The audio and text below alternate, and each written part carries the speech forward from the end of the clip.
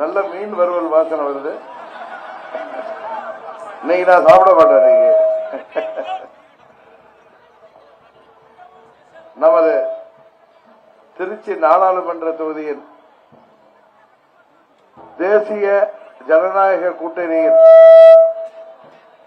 அம்மா மக்கள் முன்னேற்ற கழகத்தின் வெற்றி வேட்பாளர் அன்பு தம்பி செந்தில்நாதன் அவர்களை வெற்றி சின்னமாகிய குக்கர் சின்னத்திலே வாக்களித்து அவரை மாபெரும் வாக்கு வித்தியாசத்தில் வெற்றி பெற செய்ய வேண்டும்.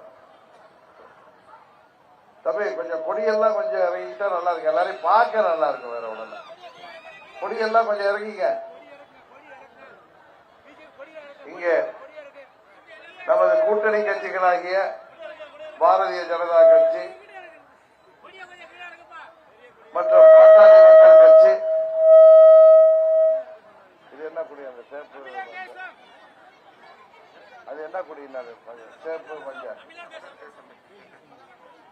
செல்வகுமார், தமிழர் தேசிய கட்சி மற்றும் தமிழ் மாநில காங்கிரஸ் அண்ணன் ஓபிஎஸ் அவர்களின்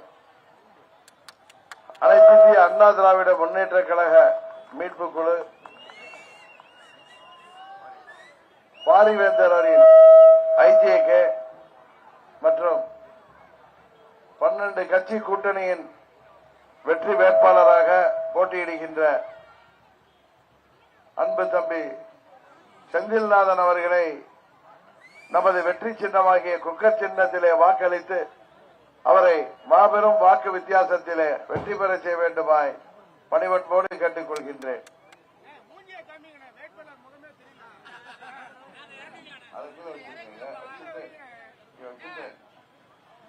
மிரட்டாதீங்கப்பா, மூஞ்சிதான் காமிச்சிருக்கீங்க.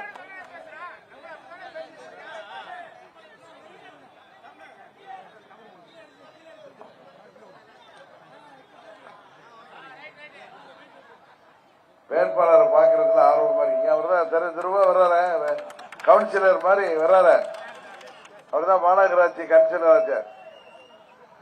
இன்றைக்கு நமது தேசிய ஜனநாயக கூட்டணியின் பிரதம வேட்பாளராக மாண்புமிகு மோடி அவர்கள் 3வது முறையாக வெற்றி பெறப் போகின்ற பிரதமர் மோடி அவர்கள் நமது பிரதம வேட்பாளர். அவரை பிரதமராக்குவதற்கு திருச்சி தொகுதியில குக்கர் சின்னத்தில் வாக்களித்து வெற்றி பெற செய்யுங்கள். நமது தம்பி கொடி அறிக்கைப்பா, உனக்கு வேற சொல்லுமா. நமது திருச்சி நாடாளுமன்ற தொகுதியில நமது மக்களின் தேவைகளை, இந்த தொகுதிக்கு தேவையான திட்டங்களை பிரதமரிடம் சொல்லி நிறைவேற்றி தர நீங்கள் வாக்களிக்க வேண்டிய சின்னம் குக்கர் சின்னம் என்று நாம் கம்பீரமாக உங்களிடம் வந்து வாக்கு கேட்கிறோம். எழுத்து நிற்கிற பழனிசாமி கட்சி யாருக்கு இங்க ஓட்டு கேட்குது? அவங்க பிரதம அமைச்சர் யாரா? பழனிசாமியா? யாராவது தெரிஞ்சா சொல்லணும். இதுல ஜெயக்குமாரா இருக்கும். ஏன்னா அவருக்குதான் ஒரு பதவியில. இன்னைக்குதான் மதுரையில் வந்தப்ப நமது பாரதிய ஜனதா கட்சியின் வெற்றி வேட்பாளர் ராமசீனிவாசன் வந்து அருமையான ஒரு கருத்தை என்னோட பகிர்ந்துகிட்டாரு. இன்னைக்கு நமது முன்னாள் முதலமைச்சர் ஓபிஎஸ் அவர்கள் ராமநாதபுரம் தொகுதியில துணிச்சலாக சுயேட்சை சின்னத்தில் போட்டியிடுறார். அவரை எதிர்த்து போட்டியிடுகிற பழனிசாமி வேட்பாளர் ஏதோ ஒரு பேர் சொன்னாங்களே, ஜெய வேட்பாளர் ஜெயபெருமாள் யார் தெரியுமா? 77 புரட்சி தலைவர் முதலாக அருப்புக்கோட்டை தொகுதியில நின்று வெற்றி பெற்ற பொழுது அவரை எதிர்த்து போட்டியிட்ட திமுகவின் வேட்பாளருடைய பையன் அவர். புரியுதா? யாரு? புரட்சி தலைவரை எதிர்த்து 77ல அருப்புக்கோட்டையில போட்டியிட்ட திமுக வேட்பாளர் பாலசாமி தேவரோட பையன் தான் அந்த ஜெயபெருமாள். அதே மாதிரி மதுரையில நமது பாரதிய ஜனதா கட்சி கூட்டணியின் வேட்பாளர் ராமசீனிவாசனை எதிர்த்து போட்டியிடுறது யாருன்னா பழனிசாமி கட்சியில டாக்டர் சரவணன். அவர் யாருன்னு தெரியுமில்ல, பல கட்சிக்கு போயிட்டு அதிமுக இன்னைய நிலைமையில இருக்காரு. அவர் 2016 செப்டம்பர் மாதம் அம்மா அவர்கள் அப்பல்லோ ஆஸ்பத்திரியில் இருந்தப்ப மதுரை பை எலெக்ஷன்ல அவர் திமுகவோட வேட்பாளராக இடைத்தேர்தல் நின்றார் தெரியுமில்ல. அப்ப நம்ம வேட்பாளருக்கு அம்மா அவர்கள் அப்பல்லோ ஆஸ்பத்திரியில் இருந்தப்ப அம்மா அவர்களால் கையெழுத்து போட முடியாத நிலையில அந்த சின்னத்தை பெறுவதற்கு, இரட்டை இலை சின்னத்தை பெறுவதற்கு ஏ ஃபார்ம் பி ஃபார்ம் கையெழுத்து போட்டு கொடுப்பாங்க. அன்னைக்கு நான் செந்தில் கொடுத்த மாதிரி அதுல அம்மா அவர்களால் கையெழுத்து போட முடியலன்னு அம்மா அவர்களுடைய கைரேகை கை நாட்டு வச்சிருந்தாங்க. அத என்ன சொல்றாருன்னா அது அம்மாவுடைய கை நாட்டு இல்லைன்னு சொல்றது கூட ஒண்ணு. ஆனா அம்மா அவர்கள் அப்பொழுது உயிரோடையே இல்லை. அம்மா 70 நாள் ஆஸ்பத்திரியில் இருந்துட்டு டிசம்பர் 4ஆம் தேதி சாயங்காலம் அவங்களுக்கு சிவியர் அட்டாக் வந்து அதுக்கப்புறம் 5ஆம் தேதி தான் அவங்க மரணம் மருத்துவமனையால டிக்ளேர் பண்ணப்பட்டுச்சு. ஆனா செப்டம்பர் 27ஆம் தேதி அம்மா அவர்கள் உயிரோடவே இல்லை அப்படின்னு அவரு வழக்கு போட்டாரு. ஆறுமுகசாமிக்கு ஆணையம்னு ஒரு ஆணையம் வச்சிருந்தாங்களே பழனிசாமி, அதுல அவரு ஸ்டேட்மெண்ட் கொடுக்கிறார். அப்படி அம்மா அவர்கள் உயிரோடு இல்லை என்று சொன்ன நபரை பழனிசாமி வேட்பாளர், இரட்டை வேட்பாளர் மதுரையில். அதே மாதிரி திருநெல்வேலியில் ஒரு வேட்பாளர் போட்டார். ஒரு வேட்பாளர், அந்த வேட்பாளரை அம்மாவை ஆர்கே நகர்ல எதிர்த்து போட்டியிட்ட வேட்பாளர் என்ற காரணத்தினால் அந்த அம்மாவை சிம்லா ஒத்துச்சோல் என்கிற வேட்பாளர் எடுத்துட்டு வேற வேட்பாளர் போட்டாரு. ஆனா மதுரையில டாக்டர் சரவணனும் ஓபிஎஸ் அவர்களை எதிர்த்து போட்டியிடுகிற பாலசாமி தேவர் என்பவருடைய மகனையும் எம்ஜிஆரே எதிர்த்து நின்ற வேட்பாளர் இங்க அம்மா அவர்கள் உயிரோடு இருக்கிறப்பயே அது அவங்க கை நாட்டு இல்ல, இது போர்ஜரி டாக்குமெண்ட், அம்மா அவர்கள் இறந்து விட்டார்கள் என்று அவர் சொன்ன சோசியல் மீடியால மதுரை ஃபுல்லா பறக்குது. எனக்கே வருத்தமாக இருந்தது. சோழன் முத்துச்சாமி அம்மாவை எதிர்த்து நின்ற வேட்பாளரை போடுறது முன்னாடி யோசிக்கல, போட்டுட்டு மாத்துறீங்க. அங்க ஓபிஎஸ் அவர்களை எதிர்த்து ரெட்டையில நிக்கிற சின்ன வேட்பாளர் யாரு? புரட்சி தலைவரே எதிர்த்து போட்டியிட்ட பாலசாமியுடைய மகன். இது மாதிரி திருச்சியில ரெட்டையில நிக்கிற வேட்பாளர் யாருன்னு உங்களுக்கு தெரியும். தெரியுமா தெரியாதா? தெரியாதா?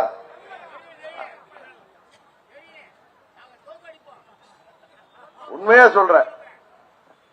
இப்படிதான் இருக்கு அதிமுகவுடைய நிலைமை. அங்க பாவம் அந்த தொண்டர்கள் ரெட்டையில அங்க கிடக்கு, அம்மாவுடைய கட்சி அங்க இருக்குன்னு ஏமாந்து போய் இருக்கிறவங்களும் இந்த தேர்தலோடு அதுக்கு முடிவுரை எழுதுவார்கள். நாடும் சகோதரர் ஓபிஎஸ் அவர்களும் இணைந்திருப்பது எங்களுக்கு பதவி வேண்டுங்கிறது இல்ல. உங்களுக்கு தெரியும், 98ல இருந்து நான் 99ல இருந்து பாராளுமன்ற உறுப்பினராக இருந்தப்ப அதுக்கப்புறம் எல்லாம் எத்தனை பேருக்கு அம்மா அவர்களிடம் பரிந்துரை செய்து நாம் பதவி வாங்கி கொடுத்திருக்கோம்னு உங்களுக்கு தெரியும். நான் நினைச்சிருந்தால் அம்மா இருக்கிறப்ப ஒரு பதவி வாங்கிட்டு போயிருக்க முடியும். அதற்காக இல்லை. அதுபோல பன்னீர்செல்வம் அவர்கள் 3 முறை முதல்வராக இருந்தவர், அம்மா அவர்கள் ஆட்சி காலத்தில் அமைச்சராக இருந்தவர், எதிர்கட்சி தலைவர் இருந்தார். அவருக்கும் பதவி வேண்டுங்கிற ஆர்வத்தில் இன்றைக்கு இல்ல. துரோகிகள் வசம் உள்ள அம்மாவின் கட்சிய இரட்டை இலைய இன்றைக்கு கலங்கப்பட்டு போயிருக்கிற இரட்டை இலையை மீட்டு அம்மாவின் தொண்டர்களாகிய உங்கள் கையில கொடுக்கணும். நீங்க யார வேணாலும் தலைமையராக வச்சுங்க, அது 2வது. இன்றைக்கு அம்மா எங்கள் இதே தெய்வம் அம்மா என்று சொல்லிக்கொண்டு பழனிசாமி கும்பல் நீங்க பேட்டி கொடுக்கிறப்ப பாத்தீங்கன்னா அம்மாவோட படத்தை வச்சு பூ போட்டு மாலை போட்டு பொட்டு வச்சு மக்களை ஏமாற்றுகிறார்கள். இங்க திருச்சி வேட்பாளர் பற்றி நான் சொல்லி தெரிஞ்சு கொள்ள வேண்டிய தேவையில்லை. அவர் மீது ஏதோ அரசியல்வாதினா அவங்க மேல ஊழல் வழக்கு இருக்கும், அடிதடி வழக்கு இருக்கும், கொலை வழக்கே பதிவாயிருக்கு. கரெக்டா இல்லையா? அவரே கொடுத்திருக்காரு, அவருடைய அபிடவிட் நான் பார்த்தேன். ஒரு கொலை வழக்கில் அவர் எஃப்ஐஆர்ல இருக்காரு. கட்சிக்கார கொலை இல்ல, மணல் இல்லை. அவருக்கு இங்க கேள்விப்பட்டேன், காசை மணல் போல் அள்ளி வீசுகிறாருன்னு. இது எந்த கும்பல்னு உங்களுக்கு தெரியும், ஜாக்கிரதையா இருங்க. அவனைதான் சொல்லுவேன். ஏதோ 500 கொடுக்குறாங்க 1000 கொடுக்குறாங்கன்னு யாராவது ஏமாந்தீங்கன்னா அதுக்கு நாங்க பொறுப்பல்ல. என்னம்மா நாங்க சொல்றது கேக்குதா இல்லையா?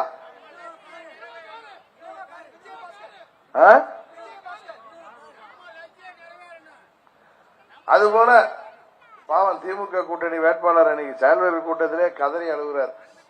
ஆனா என்ன ஊடகங்கள் என்ன கேட்டாங்கன்னா, நான் போன மாசம் 11ஆம் தேதி திருச்சியில இந்த திமுக ஆட்சியை எதிர்த்து போதை மருந்து புழக்கத்தை எதிர்த்து இளைஞர்களுக்கு வேலை வாய்ப்பு வேண்டும் மாபெரும் ஆர்ப்பாட்டத்துக்கு வந்த பொழுது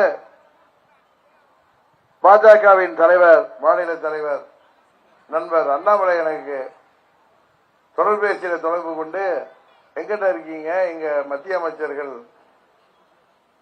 மாண்புமிகு வி.கே. சிங் அவர்களும் மாண்புமிகு கிஷன் ரெட்டி அவர்களும் வர்றாங்க, உங்களை சந்திக்க வேண்டும் என்றார்கள். அபிஷியலா நம்ம நமது கூட்டணியை அறிவிக்க வேண்டிய நேரம் வந்து விட்டதுனாங்க. நான் இது மாதிரி திருச்சி வந்துட்டேன், நான் புறப்பட்டுமான்னு திருப்பி வரட்டுமான்னு கேட்டேன். இல்ல இல்ல நீங்க ஒரு மக்களுக்காக ஒரு போராட்டம் ஆளுங்கட்சி எதிர்த்து நடத்துறீங்க, அதை முடிச்சிட்டு வாங்கினாங்க. அடுத்த நாள் நான் போய் இரவுல அவங்களை சந்தித்து வெளியில வர்றப்ப என்ன ஊடக நண்பர்கள் என்ன கேட்டாங்க, ஏதோ வதந்திகளை எல்லாம் காதல வாங்கிட்டு உங்களை தாமரை சின்னத்தில் நிக்க சொல்லி நிர்பந்தப்படுத்துறாங்களா கேட்டாங்களா இல்லையா? உங்களுக்கு நிபந்தனை விதிச்சாங்களா? எந்த நிபந்தனையும் கிடையாதுங்க, நாங்க எங்க சின்னத்துல நிக்க போறோம். இப்ப எந்த சின்னத்துல போட்டிடுறோம் நம்ம? அது மாதிரி ஓபிஎஸ் அவர்கள் அவருக்கு சின்னம் அவர் குக்கர்லயோ இல்ல தாமரையிலேயோ போட்டியிட முடியாது. ஏன்னா அவர் கட்சிக்காக வழக்கு இருக்கு, அதனால சுயேட்சையாக ஒரு சின்னத்தில் தைரியமாக போட்டிடுறார். ஆனா எந்த நிபந்தனையும் இல்லாத பொழுதே வதந்திகளை வைத்து ஊடக நண்பர்கள் கேள்வி கேட்டார்கள். ஆனால் நிர்பந்தத்திற்கு ஆளானது யார் என்பதை தயவு செய்து எண்ணி பார்க்க வேண்டும். அதனால்தான் சொல்கிறேன், இன்றைக்கு ஊழலால் மக்கள் கோபமடைந்து பழனிசாமிக்கு எதிராக திமுகவுக்கு தப்பு தவறி வாக்களிச்சு ஆட்சியில் உட்கார வச்சுட்டீங்க. இன்றைக்கு 3 ஆண்டுகள்ல திமுக சொன்ன எந்த வாக்குறுதியும் நிறைவேற்றல. அவங்க குடும்பங்கள் தான் நல்லா இருக்காங்களே தவிர தமிழ்நாட்டு மக்களுக்கு எந்த ஒரு நல்ல திட்டமும் கொடுக்கல. என்னமா நான் சொல்றது உண்மையா இல்லையா? எதற்காக இதை சொல்கிறேன் என்றால், இன்றைக்கு தமிழ்நாட்டில் போதை மருந்து புழக்கத்தை ஆளுங்கட்சி துறையோடு பல ஆயிரம் கோடிக்கு போதை மருந்து வியாபாரம் நடக்குது. அன்னைக்கு பிரதம மந்திரி மோடி அவர்கள் வருத்தப்பட்டு சென்னையில் சொன்னது உங்களுக்கு தெரியும். இந்த தேர்தல் முடிந்ததும் அதெல்லாம் நடவடிக்கை எடுப்பேன் என்பதை அவர் சொல்லாம சொல்லிட்டு போயிருக்கார். திருச்சி தொகுதியாக இருக்கட்டும், தமிழ்நாட்டிற்கு தேவையான திட்டங்களை பெற்றுத்தர நீங்கள் தேனி தொகுதியில நான் போட்டியிடுற, திருச்சி தொகுதியில நமது சகோதரர் செந்தில்நாதன் அவர்கள் குக்கர் சின்னத்தில் போட்டியிடுறாரு, அவரை வெற்றி பெற செய்ய வேண்டும். நல்ல இளைஞர், படித்தவர், உங்களுக்காக பணியாற்றக்கூடியவர், இப்பொழுது மாமன்ற உறுப்பினராக எத்தனை பண முதலுக்கு எதிராக போட்டியிட்டு அங்கே வெற்றி பெற்றிருப்பவர். அவர் மணல் திருட மாட்டார், மணல் கடத்த மாட்டார், மக்கள் சொத்துக்களை அபகரிக்க மாட்டார், உங்களுக்காக பணியாற்றக்கூடியவர் என்கிற உறுதியினை உங்களுக்கு அம்மா மக்கள் முன்னேற்ற கழகத்தின் சார்பாக பொதுச் செயலாளர் என்ற முறையில் உங்களுக்கு அளிக்கின்றேன். அவரை நீங்கள் நமது தேசிய ஜனநாயக கூட்டணியின் வெற்றி சின்னமாகிய குக்கர் சின்னத்திலே வாக்களித்து வெற்றி பெற செய்வதன் மூலம் மீண்டும் மோடி அவர்கள் 3ஆம் பிரதமராக வருவதற்கு வாக்களிக்கிறீர்கள் என்பதை எண்ணி பார்த்து குக்கர் சின்னத்திலே வாக்களிக்க வேண்டுமாய் பணிவன்போடு கேட்டு விடைபெறுகிறேன். நன்றி, வணக்கம். இந்த நிகழ்ச்சியில நம்மோடு கலந்து கொண்டிருக்கின்ற முன்னாள் அமைச்சர் நண்பர் வெல்லமண்டி நடராஜன் அவர்களுக்கும், நிகழ்ச்சிக்கு ஏற்பாடு செய்திருக்கின்ற நமது தலைமை நிலைய செயலாளர் ராஜசேகரன் அவர்களுக்கும், அமைப்பு செயலாளர் முன்னாள் மேயர் சார்பாலா அவர்களுக்கும், பிஜேபியின் மாநகர மாவட்ட தலைவர் ராஜசேகரன் அவர்களுக்கும், தமிழ் மாநில காங்கிரஸ் மாவட்ட தலைவர் திருச்சி குணா அவர்களுக்கும் மற்றும் தோழமை கட்சிகளைச் சேர்ந்த நிர்வாகிகளுக்கும் கழக தொண்டர்களுக்கும் எனது வணக்கத்தை நன்றியை தெரிவித்து விடைபெறுகிறேன். நன்றி.